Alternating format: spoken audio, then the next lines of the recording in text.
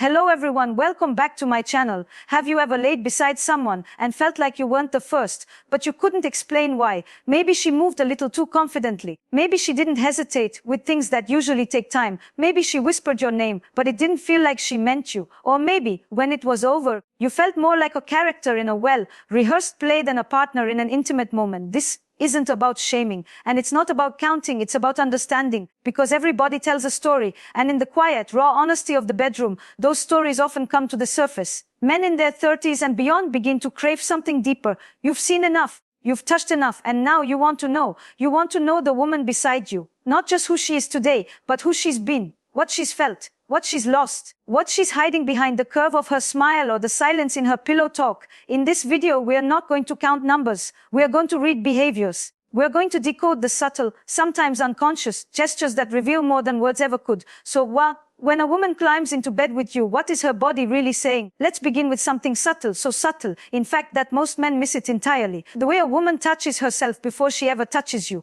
Not necessarily in a sexual way, but in the way she adjusts her hair, slides under the sheets, pulls the blanket just over her chest, or tucks her leg between yours. A woman who has had many intimate encounters often carries an unconscious choreography. There's a rhythm to her touch, a practiced grace. And yet, if you look closer, it isn't always about sensuality. It's about comfort in unfamiliar spaces. It's about knowing how to make herself at home in a place that isn't hers. Some women walk into the bedroom like it's a foreign land. Others arrive as if they've lived there 100 times. Neither is inherently good or bad.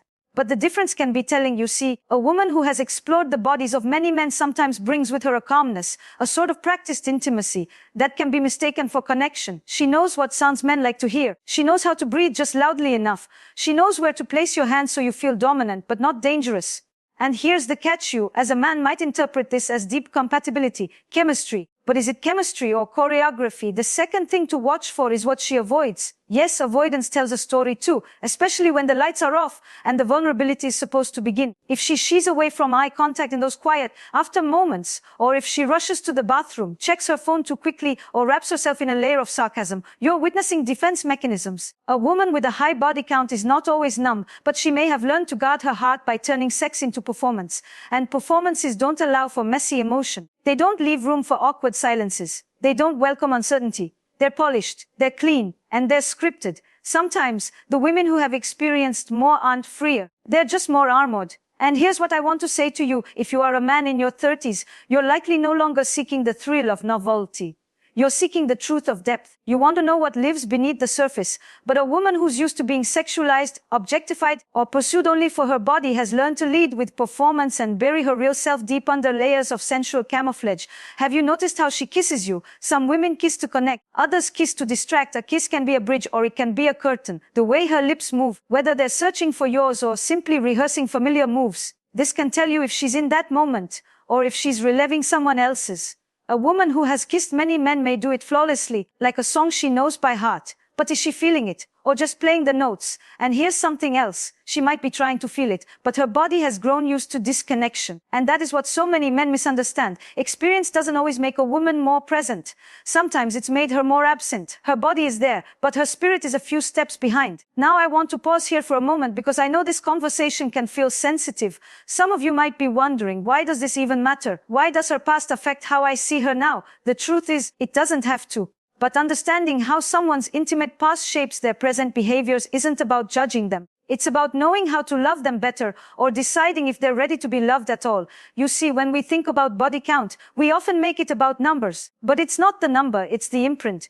It's what those past experiences taught her about trust, about safety, about power. A woman who has been with many men might have been adored, or she might have been abandoned. She may have been worshipped or used, desired or discarded, and all of that shows up right here, in bed with you. The third thing you may notice is how quickly she assumes roles. Some women have been trained by experience to be what men want. She knows how to be the wild one, or the submissive one, or the one who always says yes. But if you pause and invite her to simply be herself, not a role, she might freeze, or laugh, or shift the energy entirely. Because sometimes, when you've spent years becoming what others desire, you forget how to just be what you are. And if you, as a man, offer her space to be that, to be uncertain, to be quiet, to be unremarkable, her response can tell you more than her resume of lovers ever could. Now let's talk about rhythm. Not dancing rhythm, not just in the act, but the rhythm of presence. Does she sync with you, or does she race ahead of you? Women with a high body count often unconsciously lead the experience. They know the beats of the bedroom, the timing, the transitions. They sometimes know what you will do before you do. And while that can feel intoxicating, it can also be revealing, because true intimacy isn't about predictability. It's about co-creation. It's about responding, not performing, feeling, not forecasting.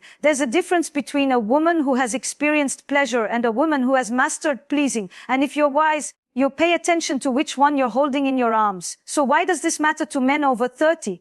Because at this point in life, the stakes are higher. You've likely had your fair share of flings, heartbreaks, and the nights that left you full and empty. You know by now that sex is never just about the physical. And maybe, just maybe, you've reached a place where you crave alignment over adrenaline. And to reach that alignment, you must be willing to see beyond the surface, not just of her body, but her habits, her hesitations, her silence, her breath. It's not about judging her past. It's about noticing how her past is still living in her body. And when you're finally with someone who doesn't just move perfectly, but feels presently, you'll know the difference. Because it won't feel like you're borrowing someone else's lover. It'll feel like you're being met completely for the first time. Now, what happens when a woman refuses to let you stay close after the act? What does it mean when she recoils from touch or dismisses tenderness? Let's explore that. What does it mean when a woman recoils from closeness just after you've shared the most intimate of spaces? It can be confusing, can't it? One moment, you're inside her, you're breathing entangled, your energy shared, and the next, she's pulling away, reaching for her clothes, glancing toward the door, or turning her back to you. And as a man, something inside you goes quiet, not because of the act itself, but because of what didn't follow it. No embrace, no shared stillness, no breathless collapse into laughter or sleep. You wonder, did I do something wrong? But often, it's not about you. It's about the memory of 100 exits. A woman who has seen many lovers may have trained herself to see connection as fleeting. She learned not to linger. She learned not to stay too long after the climax. And if she's been with men who treated her like a momentary escape rather than a human being, then distance becomes her survival reflex. She learned that after the peak, the fall comes quickly. So she jumps first. You might think she's cold, but she's just been conditioned to be quick to recover, quick to detach, quick to move on. Because for her, intimacy hasn't always meant safety. It often meant exposure. And this brings us to another deeply telling behavior, the way she responds to your slowness. A woman with fewer partners may approach intimacy as something mysterious, to be unwrapped gently. She may not know every move. She might hesitate, ask questions, smile awkwardly when things feel clumsy or unpolished. But a woman who has experienced more, she might grow impatient with your hesitation. Or worse, she might override it. You go slow and she speeds up. You pause and she guides your hands. You want to explore, but she's already on the next step. And you feel like you've missed something. Like she's skipping chapters in a story you were trying to read from the beginning. This is not necessarily about promiscuity. It's about pace. A woman who has been with many men often creates a shortcut to pleasure. But in that shortcut, something gets lost: the wonder, the novelty, the unfamiliar awkwardness that comes with truly new intimacy. Because when everything is familiar, nothing feels sacred. You want to see how a woman treats the act of sex. Watch how she reacts to slowness. Does she lean in, or does she try to hurry it along? Now, let's speak about language. The things she says, not just during the act, but around it. The words she uses to describe her own body, or the way she names yours. Some women speak with such fluency during intimacy, it's as if they're reciting lines from an erotic novel. And while it might seem sexy on the surface, ask yourself, does it feel rehearsed? Real intimacy often stutters. It breathes and breaks. It doesn't sound perfect. It sounds alive. But when her words seem too polished, too timed, too crafted, it may be because they've been used many times before for many different men. And again, this doesn't make her bad, but it reveals something important: her comfort with performance. The tendency to deliver an experience rather than simply have one. And the more a woman has lived through sexual encounters that demanded performance, the more detached she may become from her authentic voice. Which brings me to one of the most paradoxical signs: her willingness to do everything except be vulnerable. She'll try new things. She'll push boundaries. She'll let you see her in positions that feel wildly exposed, and yet she won't let you see her cry, or admit that she's scared, or tell you what she truly wants. Why? Because for many women, the sexual act becomes a controlled form of vulnerability. It's a space where they can give a lot and still protect their heart. But real vulnerability, that's in the moments after. When she has to reveal her needs, her fears, her self-doubt. That's the stuff that doesn't have a script. And that's when you'll see the true emotional depth of her past. Sometimes, the woman who seems most open physically is the most closed emotionally. And if you are not careful, you will confuse availability with intimacy. But availability means access. Intimacy means presence. There's another behavior I want you to observe observe how she handles your needs. A woman who's used to transactional sex may default to pleasing. She reads your cues before you speak. She performs without being asked. She says yes before you finish asking the question. And while it may feel flattering, it's not always real giving. It's managing. She's managing your impression of her, managing your satisfaction, managing the outcome. Because that's what many experiences have taught her men leave when they're not pleased. So she learned to please at the expense of authenticity. Ask her what she wants, not just what she wants you to want. And if she doesn't know how to answer or seems surprised by the question, then you're not just facing her inexperience, you're facing her conditioning. This is the quiet tragedy of high body count experiences for many women. Not that they've had pleasure, but that they've been molded by the expectations of others. Their bodies have become tools, their mouths, scripts, their movement, and slowly their inner voice has faded into the background, and you as a man may feel powerful in that moment, but deep down, what you want isn't power, it's presence. You want a woman who is with you, not just one who performs for you. So what does all of this mean for how you show up? It means you need to lead with curiosity, not control, to notice the patterns, not to punish, but to understand. Because the real body count isn't a number, it's an emotional inheritance. It's the way a woman has learned to touch and be touched. It's the way she's learned to disappear or stay. And it's the way she responds when you offer her the one thing no one else dared: space. Not pressure, not expectations, just space. To be, to feel, to let the walls come down. You see, when a woman has known many men, her body can still be new to you. But her heart, that's the part you'll have to earn. Not with seduction, but with stillness, with safety, with truth. And the women who are truly ready for something deeper will respond to that like a thirsty garden to rain. They'll soften, they'll stay, they'll speak, not in rehearsed lines, but in honest whispers. So if you want to know her body count, don't ask her, watch her. Watch how she loves, watch how she leaves, watch how she lets herself be seen when no one's watching. Now let's talk about the seventh behavior, one that's easy to miss, but once you see it, you'll never forget it. The seventh behavior is silence. But not just any silence, the kind that lingers just a little too long, the kind that doesn't hold peace but distance, the kind of silence that fills the space after sex where words would normally go. You feel it like a draft. It's not calm, it's not contentment, it's an echo of something else. You see, some women have learned that silence is safer than vulnerability. When you've been with men who disappeared after pillow talk, who interpreted softness as weakness, or who never stayed long enough to ask how you're really feeling, eventually you stop talking. And here's the paradox: a woman who's been with many men may seem more comfortable in bed, more at ease with her body, more adventurous. But when it comes to emotional expression, especially in those tender, post-intimate moments, she may hesitate, she may retreat, she may seem present physically, but gone emotionally. That's because her body may have become the tool she uses to connect, while her heart stays behind locked doors. So when you're lying there and you feel her body relaxed but her energy withdrawn, you're not imagining things. You're sensing her absence. She may be replaying memories, comparing moments, or wondering how long this one will last. And she may not even know she's doing it, but you can feel it, because real intimacy isn't silent. It breathes, it trembles, it asks, it listens. Even in stillness, it communicates. A woman who has been with many men has likely had to learn how to detach. And sometimes her silence isn't cold, it's protective. She's waiting to see if you'll ask, if you'll notice, if you'll reach out across the void and say, I'm here. Are you? And when you do, you might be surprised how fast her walls begin to crumble, not because you fixed her, but because you saw her. The eighth behavior is something most men misinterpret completely: her lack of boundaries. You might think it's openness. You might even feel flattered. She lets you do things you didn't expect on the first night. She doesn't flinch when you take control. She doesn't resist when you push limits. But before you start thinking this is compatibility, ask yourself, is this choice or is it conditioning? Because a woman who has had many sexual experiences may have also learned to suppress her boundaries to please others. She may not say no, not because she wants everything you offer, but because she's learned it's easier to say yes. And that's a dangerous misunderstanding. If you as a man take every yes at face value, without checking in, without slowing down, without creating space for her to speak her truth, you're not having sex with her, you're having sex near her. A woman who is truly confident in her sexuality will have preferences, limits, requests, but a woman whose boundaries have been blurred, tested, or ignored in the past may not even know what hers are anymore.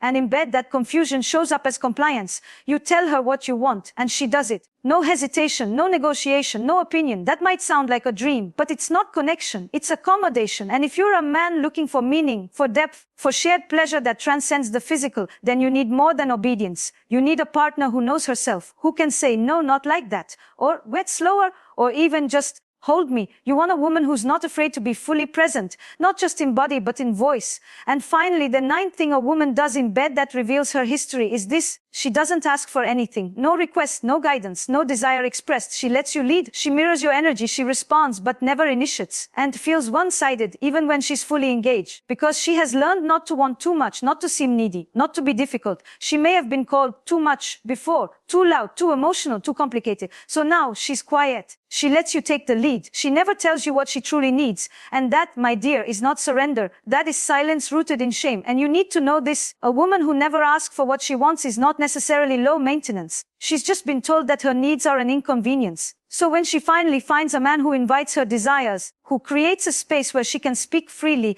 move freely, feel freely, that's when you'll see who she really is. That's when her body count stops being a shadow in the room. Because now, it's not about what she's done, it's about what she's ready to feel. And let me say something that may challenge you. You might think you want a woman with little experience, a blank canvas, someone untouched by past lovers. But often it's the women who've walked through fire, who've loved and lost, been held and dropped, touched and forgotten, who end up loving the deepest. Because they've seen what love isn't, and when it finally arrives in its truest form, they don't take it for granted. The difference is in the healing. Has she processed her past, or is she still haunted by it? Does she make love with presence, or is she performing out of memory? You'll feel the difference, because the body remembers. It stores everything, the ache, the pleasure, the heartbreak, the numbness. And it will show you if you are patient enough to watch. So if you're lying beside a woman and you notice these signs, don't panic, don't shame, don't run. Instead, ask yourself, can I hold space for her to unfold? Because maybe, just maybe, she's waiting for a man who doesn't need her to be perfect, just real.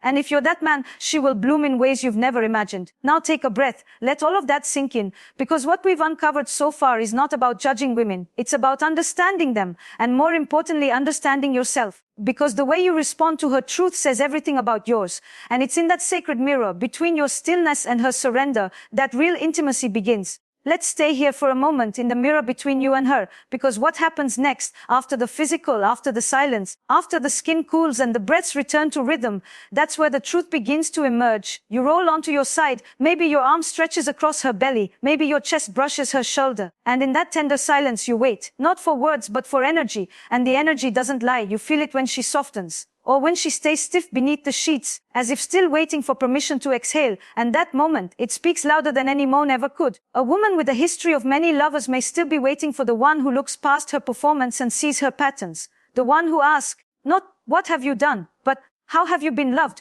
Because that's what the real question is, isn't it? Not how many, but how. And maybe she's never been loved gently. Maybe every touch has been a conquest, every kiss a currency, every shared bed a temporary escape from loneliness master's desire. So when she lies still beside you and doesn't know how to receive affection without expectation, it's not because she's cold. It's because she's never had the luxury of being held without having to earn it. She's used to touch that comes with tension, with strings, with unspoken debt. So now when your touch is free of all that, she doesn't know what to do with it. She doubts it, she questions it, or worse, she pulls away from it. And this is the emotional residue of a high count past. Not the number of lovers, but the number of disappointments, of exits, of mornings she woke up alone and acted like it didn't matter. But it did, it always does, even when she says it didn't. And here's where your role as a man becomes crucial, because you are no longer 20. You've lived, you've been hurt. Maybe you've broken a few hearts or had yours fractured into silence. You know now that sex isn't proof of love, that chemistry isn't commitment, that climax isn't connection. So if you are here, truly here, with her now with eyes open and ego quiet, then you are different. And that difference, it can change everything. Because maybe she's never been with a man who didn't need her to impress him, or seduce him, or outperform some ghost from his past. Maybe she's never had a partner who simply held a hand afterward and asked, was that okay for you? And in that simple question, so rare, so quiet, so piercing, you tell her that her body is not a stage. It's a temple, that her voice matters, that her history isn't something to run from, but something to meet with compassion. And when she begins to believe that, you will see a side of her no lover before you has ever known. Because when a woman finally feels safer, she stops performing. She starts feeling. She starts choosing. She stops rushing to please and begins to participate, not out of duty, but from desire. Her body softens. Her touch becomes exploratory, not strategic. Her kisses become questions, not answers. Her eyes stop searching yours for clues and instead stay open. She is no longer performing a scene she's practiced 100 times. She's writing something with you. Something unscripted. Something sacred. And this is where everything shifts. Because now you're not just learning about her, you're being invited into a deeper version of yourself. You begin to ask, what have I assumed? What signs have I missed? What have I mistaken as experience when it was really exhaustion? And what have I mistaken as confidence when it was really compliance? You begin to realize that your need to know her number was never about her. It was about your own fear, your insecurity, your longing to feel special in a world where everyone has a past. But now, you see that what truly matters is how present she is when she's with you. Not how many beds she's been in, but how many walls she's still carrying. And the way she moves in bed, the subtle cues, the quiet hesitation, the moments where she disconnects, these are not betrayals. They are maps to her trauma, to her truth, to her tenderness. But you must be willing to read them without judgment, to hold them without agenda, because in the end, the greatest indicator of a woman's past isn't in how wild she is in bed, or how quickly she takes off her clothes, or how loud she moans. It's in how deeply she lets herself be seen. And that, my dear man, has nothing to do with numbers, and everything to do with trust. So the next time you find yourself lying in bed with a woman and wondering what her body count is,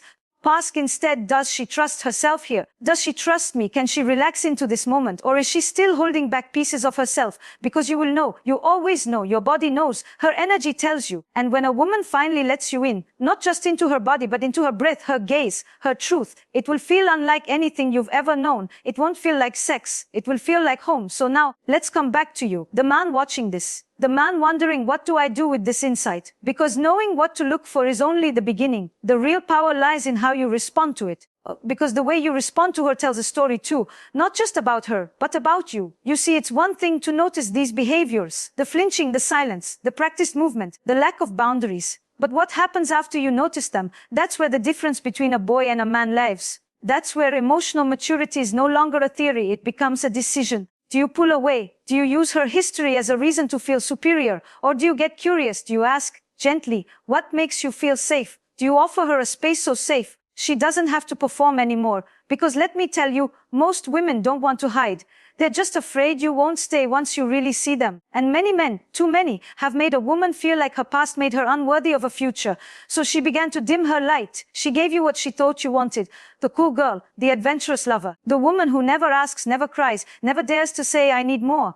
But you're not here for that. You're not here for shallow echoes of connection. You're not here to collect moments that disappear by morning. You've lived long enough to know that what you're truly craving is not just beauty. It's not even sex. It's realness. You want a woman who can bring her full self into the room, the wounded parts, the wild parts, the quiet places she's never let anyone reach. You want to know the stories behind her skin, the fears that sit behind her eyes. You want a woman who knows herself and who dares to let you know her too. But here's the twist. That kind of woman doesn't emerge in a vacuum. She emerges when she feels invited. When your energy says, you don't have to perform here. I'll meet the real you with reverence, not rejection. And when she feels that, she lets go. She stops trying to impress you. She starts being with you.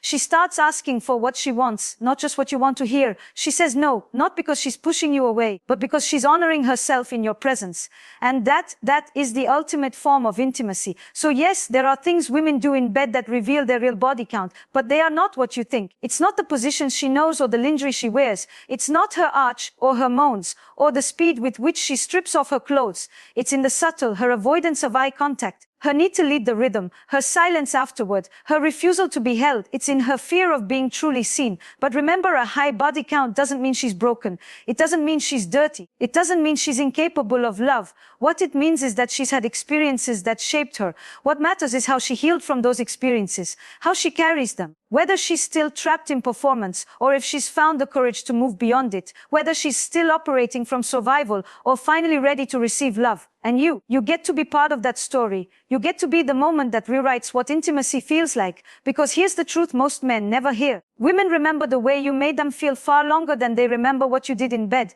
They remember if they felt safe, or if they felt objectified, if you were truly present or just passing through. And if you can be the man who gives her presence, if you can be the space where she doesn't have to shrink, apologize, or perform, then you won't need to ask about her body count, because you'll be the man her soul counts, and that will mean more than any number ever could. So I want to leave you with this: let go of the checklist, let go of the scorecard, let go of the urge to measure her worth through your own insecurities.